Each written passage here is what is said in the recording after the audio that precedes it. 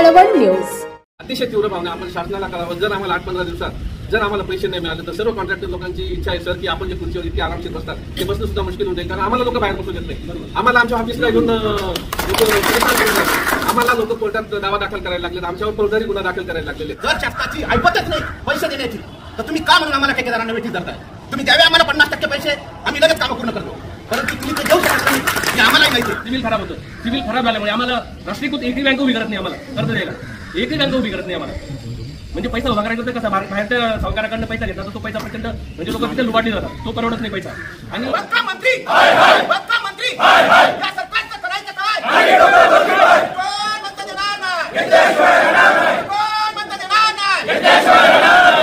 हा संताप आहे गेल्या अनेक महिन्यांपासून कोट्यवधी रुपयांची बिलं प्रलंबित राहिल्यानं आर्थिक विवंचनेत सापडलेल्या ठेकेदारांचा।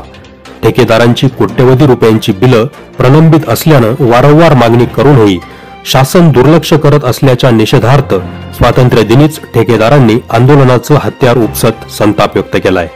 आदिवासी सार्वजनिक बांधकाम विभागाच्या कळवण येथील कार्यालयात builder association of India Malegaon centre अंतर्गत शासकीय ठेकेदारांनी स्वातंत्र्य दिनी आत्मदहन आंदोलनाचा इशारा दिला होता। आदिवासी सार्वजनिक बांधकाम विभाग कळवण येथे 550 कोटी व सार्वजनिक बांधकाम विभाग मालेगाव येथे 500 कोटी बिलं प्रलंबित आहेत।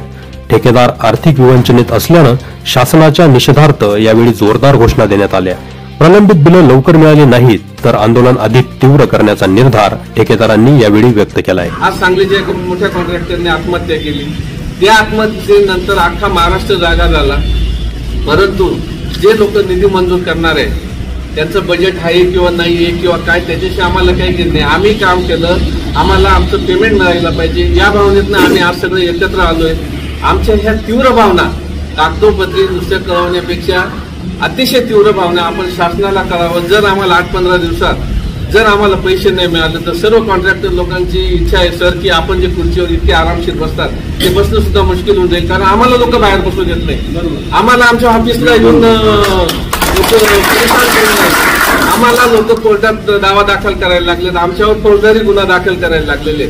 जर आमच्यावर ही अवस्था येत असेल तर त्याचा पाठ, कारण त्याला जबाबदार आपण आहात, आपण आमच्याकडनं काम करून घेतलेलं आहे, आपली पण जबाबदारी आहे की आम्हाला पैसे द्यायची।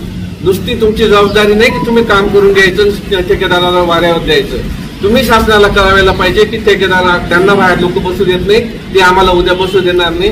त्यासाठी शासनाचे जे आपले काही कायदे असतील त्या कायद्यांना आम्ही सामोरं जायला तयार आहे। आम्हाला जे कारण आम्हाला बाहेर इतक्या लोकांना तोंड देण्यापेक्षा प्रशासनाने आमच्यावर काही ऍक्शन घेतलं तर त्याला तयार व्हावं लागेल, कारण उद्या आम्ही जर 1-2 महिन्यात लोकांचे पैसे भरले नाही, बँकांचे पैसे भरले नाही तर आमचं सिबिल खराब होतं। सगळ्या प्रशासनाला माहिती आहे की सिबिल काय असतं। आज एक सिबिल खराब झाला तर तो कव्हर करायला कमीत कमी 2 ते 3 वर्ष जातात, म्हणजे त्याची बँकेत पत राहत नाही किंवा त्याचं सिबिल, आता तुम्ही कोणी कर्ज घेत नाही प्रशासनातले अधिकारी, त्याच्यामुळे तुम्हाला सिबिल काय असतं माहित नाही आम्हाला, पण प्रत्येक कॉन्ट्रॅक्टरला सिबिल कसं असतं याच्यासाठी आम्हाला खूप मेहनत, आम्ही जो आता 700-800च्या स्कोर आणण्यासाठी आम्हाला 30-30 वर्ष मेहनत घेतली, जी आम्ही ती मेहनत घेतलेली ती आज या सरकारच्या पायी 1 मिनिटात मुलीला मिळायला लागलेले असं चित्र झालेले। आज builders association of India Malegaon आणि कळवण ब्रँचच्या वतीने इथे कार्यकारी अभियंता आदिवासी सार्वजनिक बांधकाम विभाग कळवण इथे आंदोलन करण्यात आलं।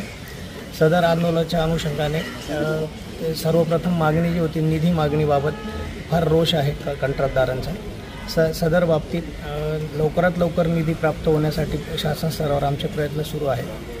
तसेच निधीच्या व्यतिरिक्त काही अडचणी असतील त्यांच्या तर त्याही आम्ही त्यांनी ज्या मागण्या मांडलेल्या आहेत त्या आम्ही शासनाला अतिशय तीव्र भावना होत्या बऱ्याच जणांच्या, त्या आम्ही शासनाला कळवणार आहोत आणि त्याचं रिपोर्टिंग करू।